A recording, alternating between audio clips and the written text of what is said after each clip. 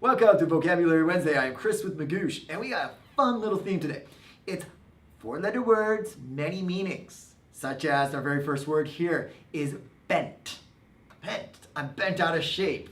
My hand is bent. Can also come from British. That's really bent and corrupt. I mean, so many different definitions, but what are we going with here?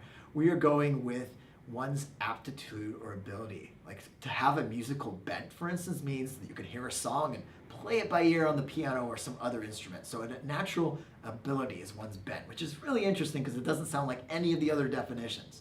Next, we have a very common word, neat, as in that's nice and tidy or neat. Wow, that's cool, that's neat. But of course, GRE obviously has a very different definition.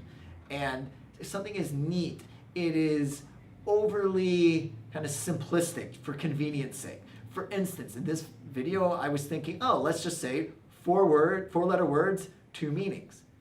But that would have been a little bit neat, kind of lumping everything just into that category, because if you think about it, that word bent just now had a bunch of meanings. You know that bent can also be a thick grass, right? So many different meanings. So to say just two meanings would have been a little bit neat. Again, kind of slick and simplistic for convenience sake. And that's not what we're up to here. We're all about nuance. Rent. I'm late on my rent. Or it can mean to tear violently or tear a hole through. So for instance, if there's a rent in my garment, or I guess here my plaid shirt, that means there would be a big tear down the middle. Or to rend someone apart, this comes from the verb rend, means to pull apart violently two things. So again, a lot of violence there with rent. And I'm guessing if you don't pay your rent, depending on your landlord, possibly violence. Fawn. I'm not talking about afternoon of a fawn or deer, and no, that's spelled differently, but I'm talking about to fawn over somebody. If you fawn over someone, you treat them as though they're a god or a celebrity. Wow, you're the best ever, man. I want to be just like you, blah, blah, blah. And that's where that word fawn comes from. Now, this word pops up a lot actually in vocab word lists.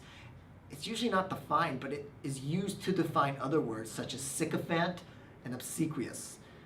Sycophantic, obsequious, those are both adjectives for a person who's a kiss-up and tries to, flatter someone in order to get ahead. So basically they fawn in order to get something. But now you know that word, now you know those other words, and I will see you next time.